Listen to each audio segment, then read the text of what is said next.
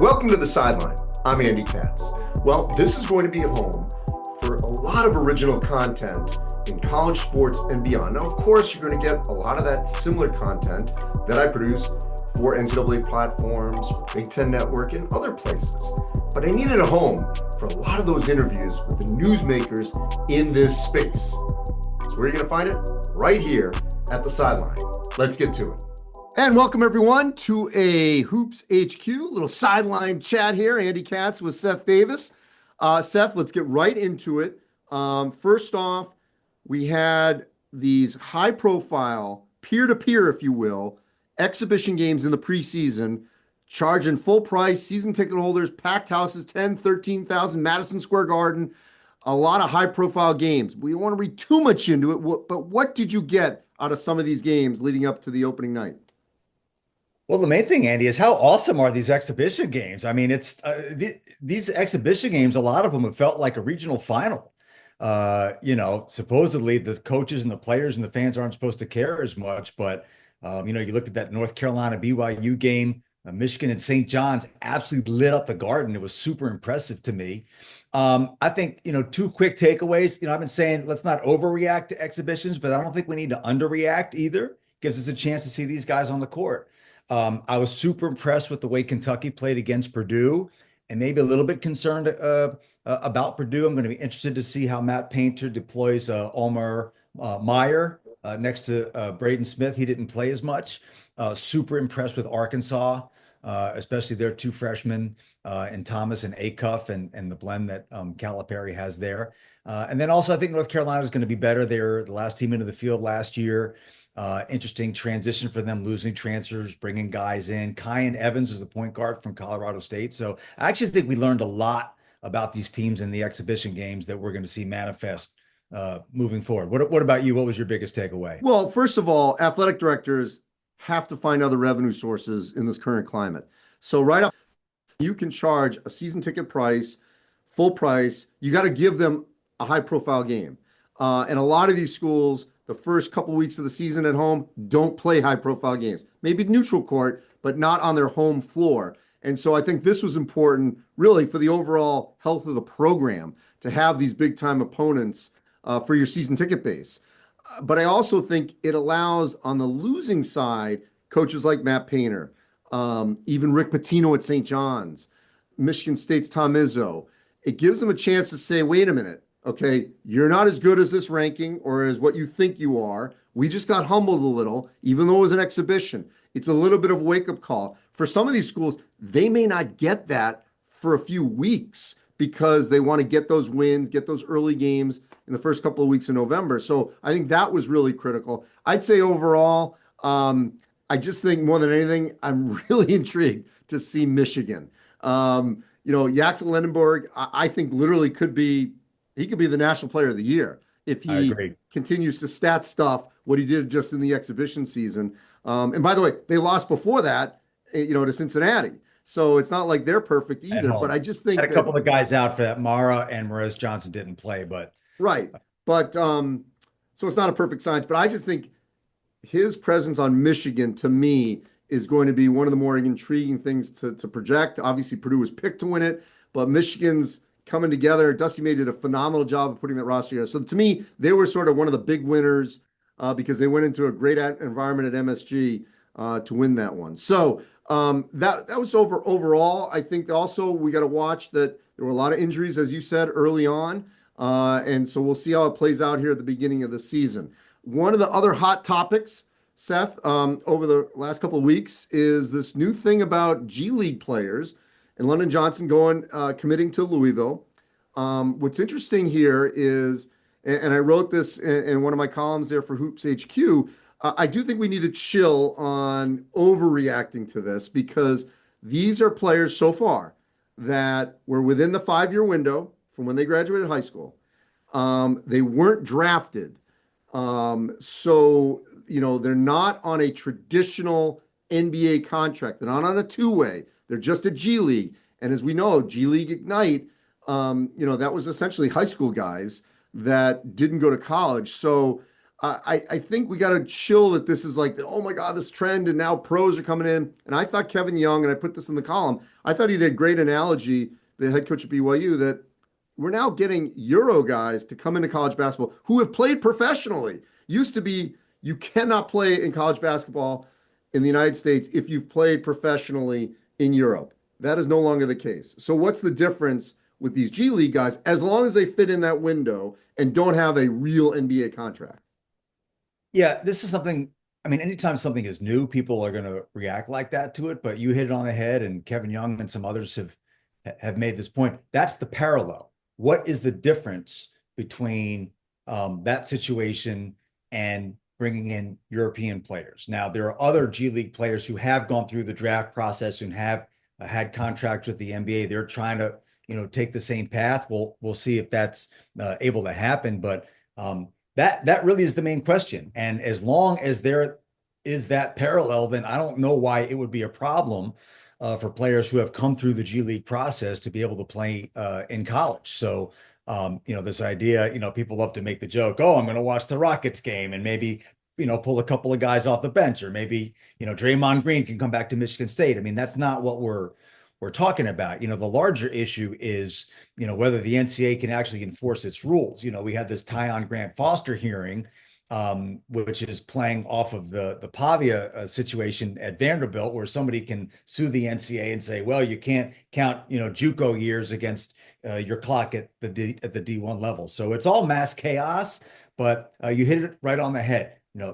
As long as it's in line with the same protocols that are applying to all this incredible influx of international players that are coming into college basketball, I see no reason why it won't persist or shouldn't persist. Now, those players aren't taking the freshman spots of the elite freshmen. Maybe they're taking other freshman spots, but we still have, again, I think one of the best freshman classes we've had in quite some time. Last year's was great, dominated the lottery. We're going to see it again in June. The race that will begin on Monday night when the season tips off for National Freshman of the Year, which also could be Player of the Year. Obviously, Cooper Flagg got that last year. But we've got, in the Big 12 alone, we've got A.J. Debance at BYU, Darren Peterson at Kansas. You've got Cam Boozer, who was a stat stuffer at Duke in his first outing. Mikhail Brown Jr. at Louisville. So you've got two right there. Throwing Caleb Wilson, North Carolina. So you maybe have 2 to 3 in the ACC, 2 in the Big 12. There could be others, but right off the bat, that's 5 that's a great starting 5, but 5 that could all compete for that National Freshman of the Year honor. What do you think? Well, forgive me, did you mention Nate Ament at Yes, Tennessee? sorry. Yeah, as well, who played really well. Yeah, I mean, it's first of all, it's interesting in the context of people saying, well, I'm not recruiting high school players anymore. Well, these guys you just named 5 or 6 of the best players in college basketball. So certainly if you can get them at that level, and yeah, it is a higher barrier of entry for high school seniors at that level. That's a separate conversation. It's interesting. I watched Kansas practice last week, and I had never seen Darren Peterson play before. I just hadn't been out on the recruiting circuit enough to see him, and hadn't seen him play. And I was really looking forward to watching him. And he was pretty bad, and the rest of the team was bad. And I could certainly see the talent. It's just the ball didn't go in. I wouldn't even say that he was bad. So it's kind of funny. He had that huge first half against Louisville. I want to say 24 in the first half, but a bunch of those came on 3-pointers. So I would only tap the brakes a little bit, that like eventually, bombing in a bunch of threes, that's always going to be, option A, but that's not always going to happen, especially when teams start game planning against you. So I think the big 3 with Peterson, Debance, and Boozer, I would lean Boozer of those 3 for 2 reasons. First of all, one thing all 3 of those guys have in common is their teams need them to be that guy if they're going to reach their team goals. It seems to me that what Boozer does is just a little bit more repeatable than what the other 2 guys do. Now, Debance is a big guy at 6'9". Boozer he's not a big, strong player, but he does have that power game at the rim. You can bring that every game. terrific passer. That exhibition you mentioned at Tennessee at 24 and 23, he also had 6 assists and 1 turnover. So he brings that dimension as a big. Any of those 3 can not only be National Freshman of the Year, but clearly Player of the Year. I would lean Boozer right now, but it's going to be fun watching it play out. What's interesting, one added thing on this is that of those, oddly enough, even though because Debanza maybe had the most hype prior, like within the last couple of years, he actually may have the least amount of pressure because of Richie Saunders and Rod Wright. 2 really experienced players on that BYU team.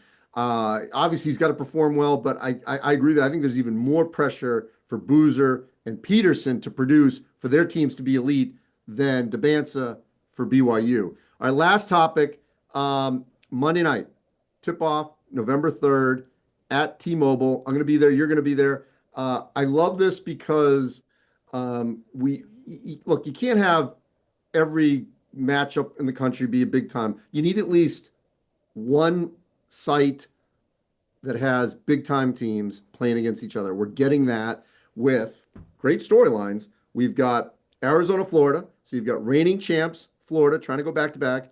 Arizona, which I think is restocked, and Tommy Lloyd's in a loaded big right up there to try to compete for it. Then you've got Debanza and BYU, high profile, highly anticipated, against Kevin Willard, debut with Villanova.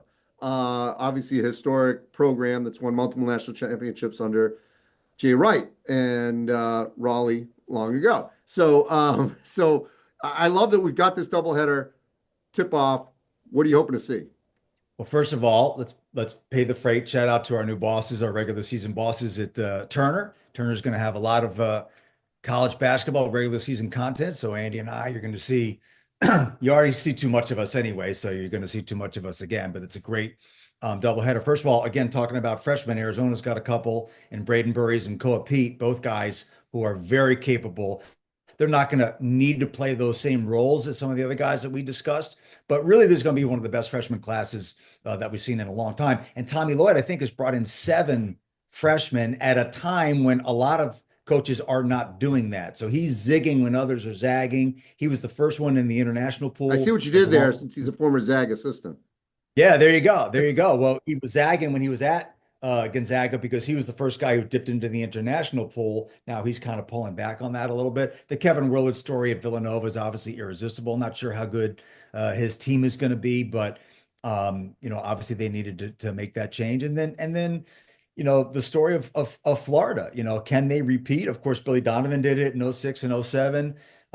Florida is ranked more highly coming into the season than UConn was a couple of years ago, because UConn lost 5 of their top 8 guys, including 3 starters from their championship team. So we can look back and say, boy, they rolled through the NCAA tournament. They were a dominant repeat champ, but that was not what it looked like at the start of the season. Florida looks to be in a stronger position than UConn was at that point. We'll see how they do with their transfers, but great way to open the season. And the fact that it's in Las Vegas obviously doesn't suck. And the last thing, put a bow on Florida. Clayton obviously had played 2 years there, but still, it's interesting that Todd Golden, did a great job in the portal on the perimeter to win a title. And then if they're going to win it again, it's because of what he did on the perimeter in the portal this time, with Boogie Flan getting from Arkansas and Xavier Lee from Princeton. So the pieces are there. We'll see if it can happen. You'll be there. I'll be there. Read all our content, obviously, at Hoops HQ. Hoops HQ, correct?